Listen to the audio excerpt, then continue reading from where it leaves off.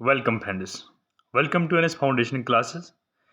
Friends, आज के इस वीडियो में हम गुज़रते टाइम के साथ साथ जो हमें एग्ज़ामिनेशन की जो स्ट्रेटजी होती है वो हमें चेंज करना चाहिए। जिस तरीके से हम पहले से पढ़ते आ रही है, जो हमारी स्ट्रेटजी है, जो हमारा ढंग है, पढ़ने का तरीका है और जो हमारा मटेरियल होता है, उसको थोड़ा अब हमें अपडेट करने की ज़रूरत है। फॉर एग्ज़ाम्पल मैं आपको यहाँ पे छोटी सी शॉर्ट एग्ज़ाम्पल लेके ख़त्म करूँगा। Jammu and Kashmir public service commission जो स्टेट सिविल सर्विस का एग्ज़ाम लेती थी, केएस का एग्ज़ाम जिसको हम कहते हैं फेमसली, उसका जीएस का पेपर उठाओ 2016 से पहले पहले का सारे पेपर।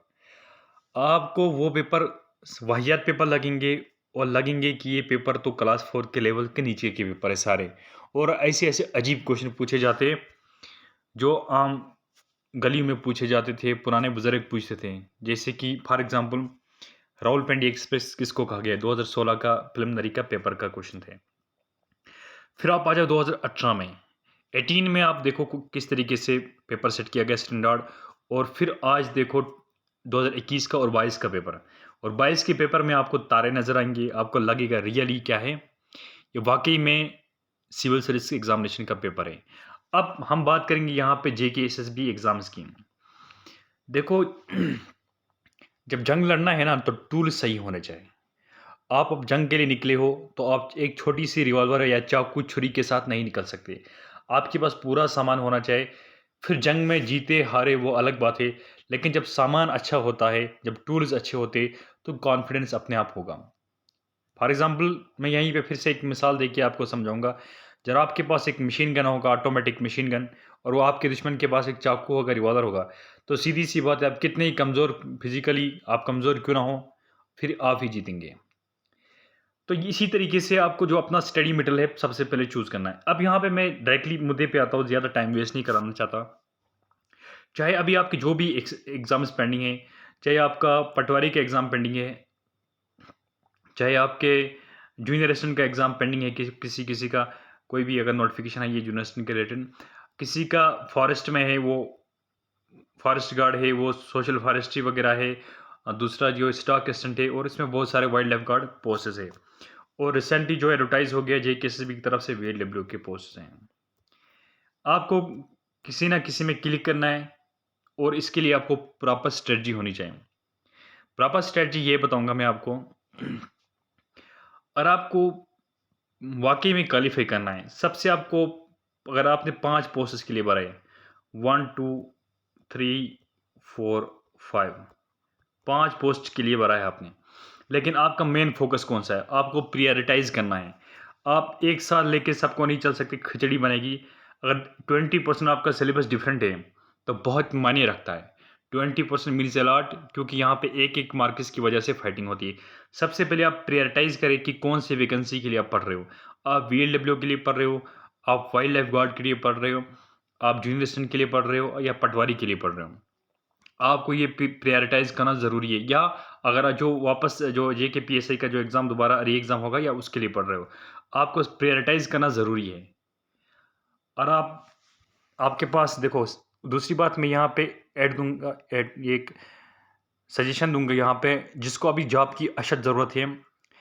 जॉब की सबको तो ज़रूरत है, लेकिन जिसको बहुत ज़रूरत है, मतलब जिसके घर वाले, आप उसको पता है कि मेरे घर वाले मेरे खर्चा उठा नहीं सकते, इकोनॉमिक कंडीशंस ख़राब है, तो उसको कोई भी एक जॉब जिसमें ज़्यादा वैकेंसी और उसको लगता है ये सिलेबस सूटेबल है मेरे लिए, इसमें मैं कर सकता हूँ, उसको उसी पे फोकस करना चाहिए। उसको नहीं फोकस करना चाहिए कि ये पीएसआई है, यहाँ पे ये पटवारी है, कि ये रेवेन्यू डिपार्टमेंट है, ये पुलिस डिपार्टमेंट है। उसको पहले ये करना है। जिसके पास फाइनेंशियली मतलब वो स्टेबल है, उसको लगता है अभी मैं 4-5 साल ठीक से ऐसे ही पढ़ सकता हूँ, तो वो अपने हिसाब से पढ़ सकता है, जो पोस्ट उसको अच्छा लगेगा। अब आते हैं स्ट्रेटजी पे। जो पुरानी स्ट्रेटजी हम यूज़ कर रहे थे, थोड़ा-थोड़ा फैक्ट्स मगअप कर रहे थे। और दूसरी बात, एनसीईआरटी की ज़िम्मे थे यहाँ पे। एनसीईआरटी जो करने वाले होते हैं, मैं आपको एनसीईआरटी का खुलासा यहाँ पे बता दूँगा। भाई एनसीईआरटी से कभी क्वेश्चन नहीं आता है। जब आता है तो को ऐसे कि उस किताब से नहीं उठाया होता है, क्योंकि वो इस किताब में मैच कर गया तभी। एनसीईआरटी एक बेसिक्स होती है। अगर आपने पहले भी 2-3 एग्ज़ाम्स के लिए पढ़ा है, या आपने किसी भी एग्ज़ाम के लिए पढ़ा है, आपकी बेसिक्स ठीक है, आपको ठीक से समझ आ रहा है, तो आपको एनसीईआरटी पढ़ने की ज़रूरत नहीं है। क्योंकि मार्केट में अभी दोनों एनसीईआरटीज़ घूम रही है, एनसीईआरटी न्यू, एनसीईआरटी ओल्ड, और इसमें जो डाटा होता है, एनसीईआरटी का डाटा है जो काफ़ी पुराना डाटा है। एनसीईआरटी के सिर्फ आप हिस्ट्री की बुक्स पढ़ सकते हो। मैं यहाँ पे बता दूंगा एनसीईआरटी में आप जियोग्राफी बिल्कुल नहीं पढ़ना चाहे क्लास 11 की जो बोलते हैं इंडियन फिजिकल ज्योग्राफी बिल्कुल नहीं पढ़ना, या इकॉनमी एनसीईआरटी की बिल्कुल नहीं पढ़ना। गुमराह किताबें हैं, या भी मैं बता दूंगा आपको क्लियरली। इसकी वजह बहुत है क्योंकि हमने खुद सिविल सर्विस का मैंने 3 बार एग्जाम लिखा है, तो मुझे पता है इन चीज़ों में क्या कुछ हो रहा है। और आप पढ़ना चाहते हो तो आप सिर्फ एंशंट हिस्ट्री का पढ़ सकते हो, या मेडिवल इंडिया वगैरह इससे पढ़ सकते हो। बाकी आप नहीं पढ़ना, इसमें से कुछ भी नहीं पढ़ना है। एनसीईआरटी अगर आपको ये बेसिक समझ में नहीं आ रहा है तब आप जाके एनसीईआरटी पढ़ लेना, लेकिन एनसीईआरटी एग्जाम के लिए नहीं है। एनसीईआरटी सिर्फ बेसिक्स के लिए होती है। उसके बाद स्टैंडर्ड किताब आप यहाँ पे 2 तरीके की होती है। एक होती है ऐसी जो लिखी जाती है, लेकिन आपको वो किताब पढ़नी है जिसमें आपका कंसेप्ट भी क्लियर हो और जिसमें काफ़ी फैक्ट्स मिले। ये चीज़ें इंपॉर्टेंट है, जिसमें आपका कंसेप्ट भी मिले और फैक्ट्स भी होंगे काफ़ी सारे। जैसे रिसेंटली जो बड़े बड़े जो पब्लिकेशन होते हैं, टीएमएच टाटा वालों की होती है, एरिहांत की होती है और पियर्सन की होती है। इनकी जो होती है बुक्स जो स्पेसिफिकली किसी एग्ज़ाम के लिए लिखी जाती है, या जनरल नॉलेज की जो बुक्स होती है, ऐसी किताब को पढ़ना ज़रूरी होती है क्योंकि इसमें कंसेप्ट भी होता है, फैक्ट भी होता है। आप अगर एनसीईआरटी को लेके बैठोगे कि एनसीईआरटी से मेरा एग्जाम क्लियर होगा, आपकी कुछ जगह में जैसे कंसेप्ट तो क्लियर हो जाएगा, लेकिन आपको इसको फैक्ट नहीं मिलेगा। और एसएसबी का जो ट्रेंड है, 70% हमेशा जो होता है फैक्ट होता है, तो 70% तो वो एक ही तरफ झुका हुआ है, तो ये इसका मतलब पूरा पेपर जो है वो फैक्ट ही होता है। अभी भी जो कि एसएसबी फैक्चुअल क्वेश्चन ज़्यादा पूछती है, कंसेप्चुअल क्वेश्चन 5 से 10 क्वेश्चन अगर पूछा तो पूछा, ज़्यादातर फैक्चुअल क्वेश्चन ही पूछे जाते हैं। चाहे आप जेके पीएसआई का पेपर ले लो, चाहे आप फाइनेंस का पेपर ले लो, चाहे पंचायत का ले लो, कोई भी पेपर ले लो, तो वहाँ पे जो है ट्रेंड जो है आपको फैक्ट का मिलता है। अब यहाँ पे दूसरी कन्फ्यूजन ये है कि हम फैक्ट पढ़े या कंसेप्ट पढ़े, इसीलिए मैंने बोला आपको स्टैंडर्ड बुक पढ़नी है जिसमें फैक्ट भी हो, कंसेप्ट हो, जिसमें दोनों क्लियर हो। अब क्या पता कौन सी कंपनी पेपर सेट करेगी, वो फैक्चुअल ज़्यादा पूछेगी या कंसेप्चुअल पूछेगी, इसलिए आपको दोनों की तैयारी करनी है। अब ये मिथ आपका ब्रेक हुआ होगा कि एनसीईआरटी से ही क्लियर होता है। एनसीईआरटी से भैया क्लियर नहीं होता है। एनसीईआरटी लिखी जाती है आपकी बेसिक्स जो है स्ट्रांग करने के लिए। ये सिविल सर्विस के उसमें मत जाना कि वो वहाँ पे अलग गेम चल रही है। अब आते हैं कुछ स्टैंडर्ड बुक्स में, थोड़ा बहुत जो जनरल जीएस में। मैं आपको यहाँ पे स्ट्रेटजी बता दूंगा किस तरीके से हैंडल करना है। अब पॉलिटी की सबसे पहले जो पॉलिटी फेमस है, सबको आती है ये पॉलिटी, और सब इसमें से क्वेश्चन की थे। जो भी केस ऑफिसर या जो कोई भी मेंटर है हमेशा आपको पॉलिटी के क्वेश्चन बताते हैं, पढ़ाता है। अब बोलेगा लक्ष्मीकांत पढ़ो, बिल्कुल नहीं पढ़ना लक्ष्मीकांत। और लक्ष्मीकांत पढ़ने बैठोगे तो भाई ये मेन इस लेवल की है, स्टेट सिविल सर्विस या यूपीएससी लेवल की किताब है। अगर आप वीएलडब्ल्यू के एग्ज़ाम में बैठते हो या सोशल फॉरेस्ट्री का, तो इस किताब को पीछे जाके बैठोगे तो इस एग्ज़ाम कम से कम आपको ये 5-6 महीने लगेंगे पूरी तरीके से, अगर नए हो तो पढ़ने में। फिर इसको आप रिवाइज़ नहीं कर पाओगे, इसका मतलब आप सब कुछ आपका वेस्ट हो जाएगा। तो सीधी सी बात है, आपको छोटी सी किताब पढ़नी है किसी जनरल नॉलेज। अब जनरल नॉलेज में ऑल इन वन नहीं पढ़ना, ऑल इन वन कभी नहीं पढ़ना। जैसे तरुण गोयल है, बाकी लुसेंट है, वो कभी नहीं पढ़ना, उसमें से आपको फ़ायदा नहीं मिला है तो क्या पढ़े। स्टूडेंट्स का दर्द को समझता हूँ मैं अच्छे से। तो यहाँ पे मैं एक चीज़ बता दूंगा, अगर आपको वाकई सीरियसली एसएसबी का एग्ज़ाम, सिर्फ एसएसबी, ना कि केस, ना कि यूपीएससी, ना कि कोई और, अगर एसएसबी, क्योंकि एसएसबी को हमने माइन्यूटली ऑब्जर्व किया कि एसएसबी किस तरीके से करती है। और आपको जेके एसएसबी का कोई भी एग्ज़ाम पास करना है, या तो आपने जीएस पढ़ा है ज़बरदस्त तरीके से, तो आपको कोई भी किताब चलेगी, मतलब पहले से बहुत सालों से। अगर आप नए हो तो मैं आपको कहूँगा आप एरिहैंत की किताबें पढ़ो, जो मैग बुक्स के नाम से फेमस है। Mag books, MAGBOOKS books, Mag books के नाम से फेमस है। आप इसमें से क्या क्या पढ़ोगे, आप इसमें से लाना इकानमी पढ़ लेना मैग बुक्स में से। आप मैग बुक्स के लिए पॉलिटी लाना, ठीक है। आप मैग बुक्स के लिए हिस्ट्री भी कंसल्ट करो, बहुत अच्छी हिस्ट्री, एंशंट मेडिवल मॉडर्न सब होता है। आप मैग बुक्स की जो है इन्वायरमेंट करो, अगर इन्वायरमेंट सिलेबस में है तो इन्वायरमेंट का जो मैग बुक्स का पोर्शन। अब ये हो गया आपका जीएस का part, polity, history, geography, economy जो होता है, इन्वायरमेंट एटसेट्रा, ये हो गया आपका जीएस का पार्ट। अब आता है जेएनके। जेएनके के लिए देखो, जेएनके के लिए मार्केट में बहुत सारी किताबें हैं। खलील पब्लिकेशन की भी आती है एक किताब, अच्छी किताब है। उसके बाद एरिहान की भी आती है और बाकी किताबें आती हैं। खलील पब्लिकेशन ने अच्छा लिखा है, मोटा मोटा लिखा है, लेकिन मटेरियल कम है इसके अंदर। तो आपके रिस्क नहीं ले सकते हो, क्वेश्चन सारे नहीं निकलेंगे, तो आप एरिहान के साथ जा सकते हो। मोटी किताब है, थोड़ी डिटेल के साथ सब लिखा है, समझ भी आता है, बकवास नहीं किया है। बाकी किताबों में बहुत सारा बकवास किया है। ये एरिहैंद की जो है, जहाँ पे जम्मू एंड कश्मीर इन लद्दाख के करके नाम करके किताब है JNK के लिए, ये ज़बरदस्त किताब है, आप कंपेयर करके देख सकते हो। फिर जो है हमारे पास नेक्स्ट है कंप्यूटर। हर एग्जाम में आता है कंप्यूटर।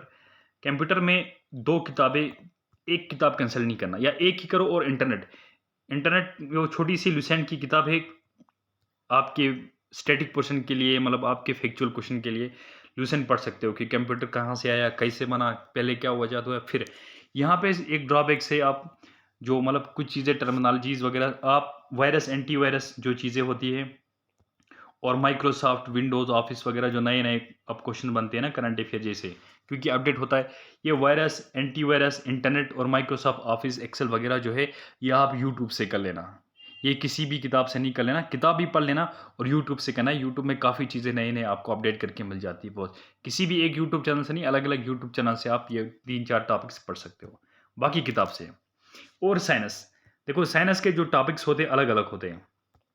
किसी किसी में आपको इलेक्ट्रिसिटी होती है, किसी में इलेक्ट्रिसिटी नहीं होती है, किसी में एटॉमिक एनर्जी का डिस्कशन होता है, तो दूसरे किसी में नहीं होता है, किसी में न्यूट्रिएंट्स होता है, तो किसी और के सिलेबस में नहीं होता है।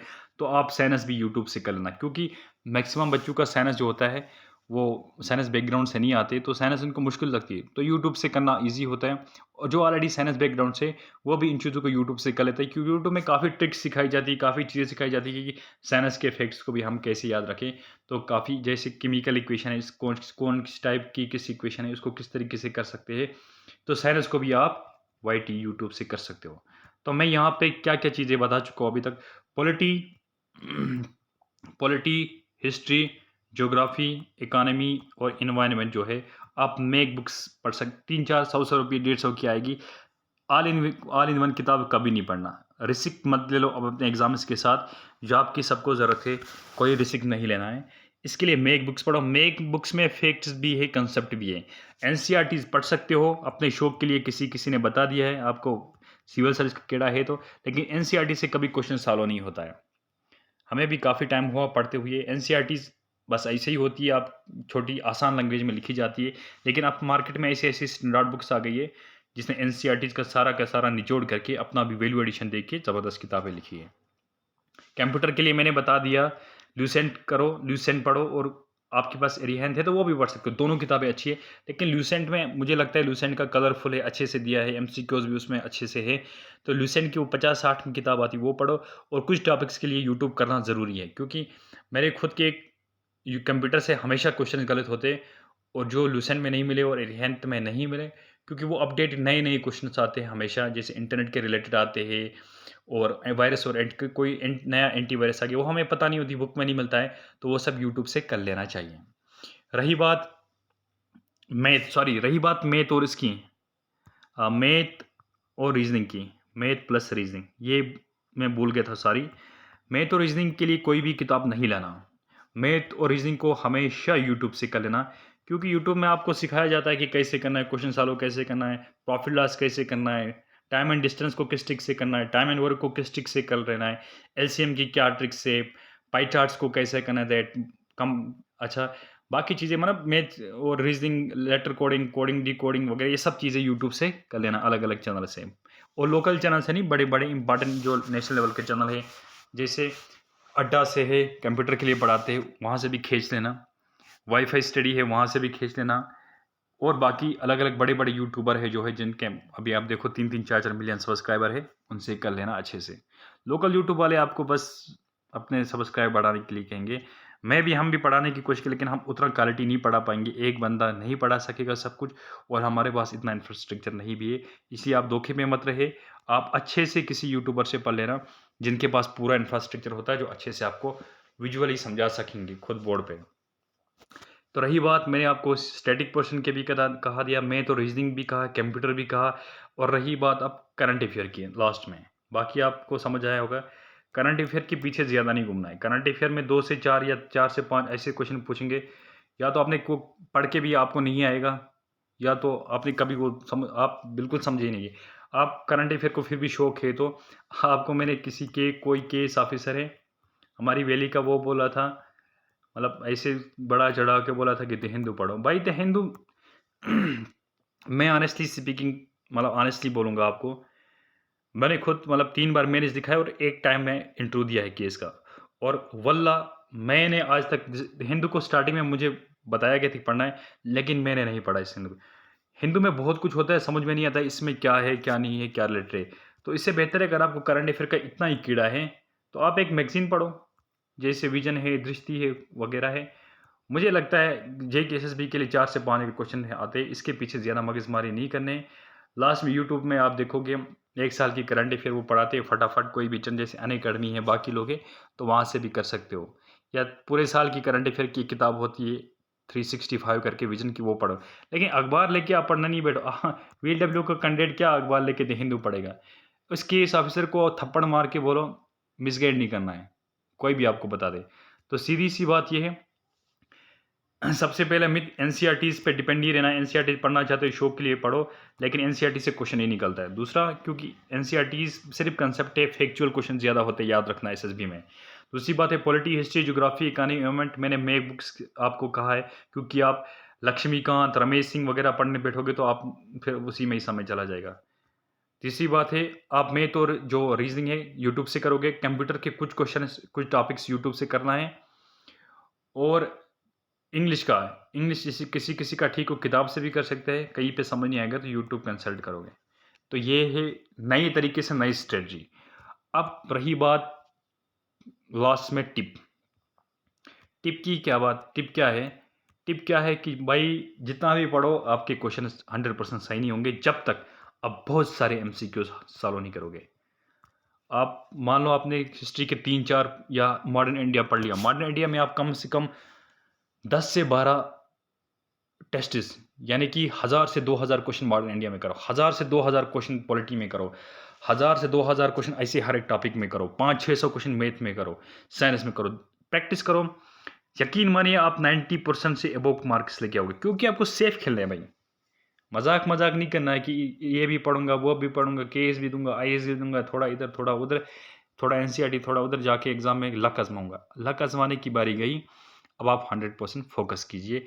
और जो मैंने चीज़ें बता दी, पढ़ना आप तक है, आप दिन में पढ़ो, रात को पढ़ो, सोते समय, लेटते समय, कैसे पढ़ो, लेकिन हथियार जो टूल्स मैंने बताई, बुक्स कौन सी होती हैं, प्रैक्टिस ज़्यादा करनी है, कब इंटरनेट यूज़ करना है, कब नहीं करना है, किन चीज़ों के लिए करना है, वो मैंने सारा बता दिया। उम्मीद है आपको ये छोटा सा वीडियो अच्छा लगा होगा। अच्छे लगे तो अपने दोस्तों के साथ, अपने रिश्तेदारों के साथ शेयर करें, ताकि वो भी उनको भी समझ आए कि मिसगाइड नहीं होना है बड़ी-बड़ी किताबें पढ़ के, अखबार पढ़ के। आपको सिर्फ एसएसबी का एग्ज़ाम क्वालीफाई करना है। Thank you.